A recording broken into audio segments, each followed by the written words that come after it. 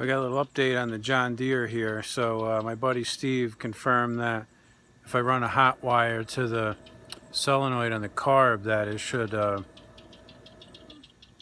allow fuel to come into the bowl and it should run. So what we're going to do is run a little wire with an alligator clip onto that solenoid and up to the battery and see if we can fire it up and see if it drives and everything. And then we can do a little more work with the electrical after that.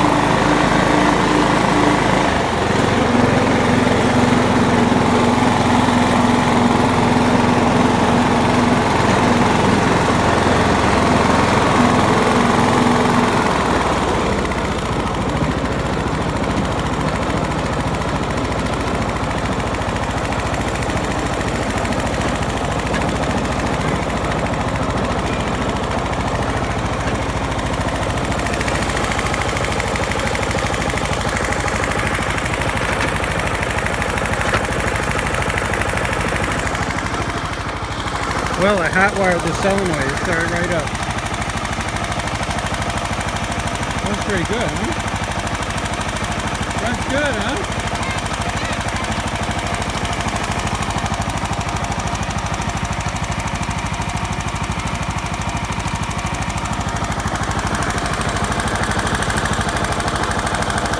I unhooked the solenoid and I turned her off. Yeah, this thing's going to work good. I just got to get that wiring harness figured out, and it's going to be a good tractor. The clutch works good, everything. Well, that was pretty successful. It drove good. The clutch works, the brakes work, all the gears work, forward, reverse. It's got tight steering. It runs really awesome. Accelerates good, idles good. Seems like it's got a lot of power. So I guess we'll pursue the wiring now. So there's a book I found online, the John Deere Technical Service Manual. You have to pay for it. It's normally like $70. I found it as a PDF and they only charge $10. It's actually pretty comprehensive. So I printed out 105 pages of chapter 5, which was on the electrical system. It's not even the whole chapter. The whole manual here is like 600 and something pages. It's ridiculous. So they have all these charts and things that tell you how it works. This is kind of like the diagnostic area, but it's actually a really good book. But this is the freaking wiring diagram. Holy crap, it's ridiculous. And at some point they have a page, here it is, that shows you where all the things are in here.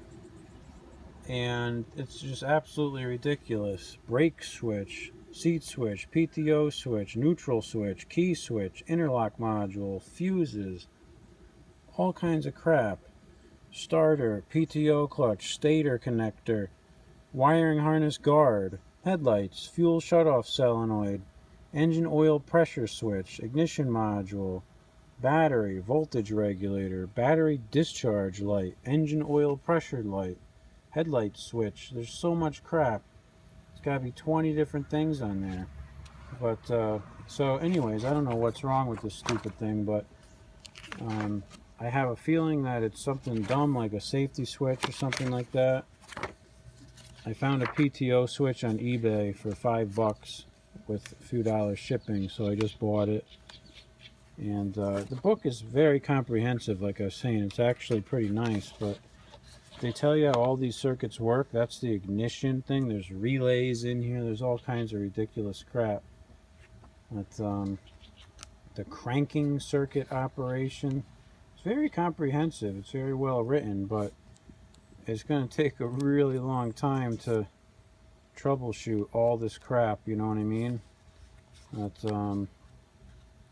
yeah, pretty crazy. So I think that this is where I got to start here with what's called the power circuit. And I noticed that right out of the box, there's a fuse area back here. Let me see if I can get this out of the way.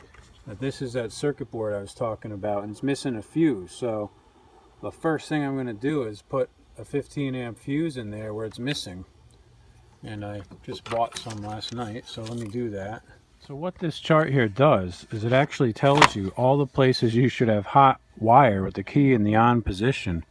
They tell you all these places. Voltage must be present at the following components with the key switch in the run position. And it tells you interlock module, seat switch, PTO switch, headlight voltage regulator, battery discharge, oil pressure, engine oil. Ridiculous, huh?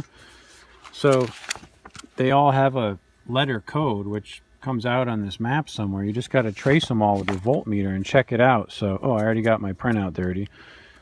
Luckily I have a good laser printer for work, and I just whipped this thing out in 5 minutes. It was a double sided. It was cool. So anyways, I'm just going to sit here with my voltmeter and try to trace all this crap, and we'll see what happens. Well, I've traced a lot of the wires in here after I put that fuse in, and the seats got power. Almost everything has power that should. What I notice is that these big connectors are all full of dirt and crap, so I pulled them off the circuit board in there, and they look horrible. So I'm going to take some of my CRC cleaner here and spray the crap out of them, put it back together, and see if that helps. But I now have the solenoid energized. When I hit this, you can hear it down here. Oh, I have the wires unplugged. It's not going to work. So let me clean them up and put it back together. Well, I think I figured out the problem here, possibly. So the PTO switch says that it actually comes into play with starting. And if I read my cranking circuit operation here, somewhere over here, the PTO switch is used in the neutral start to prevent the engine from cranking if the PTO is engaged. So the fact that I don't have a PTO switch, I think may be the reason that I can't get it started. And I got to get that PTO switch and then put it in there, and we'll go from there. But you know, like the plastic connector that the PTO switch plugs into, like the terminals on the back, that plastic connector's gone too. So I just gotta figure out what terminals they go on, I guess, or see if I can buy a connector. But we'll get that next.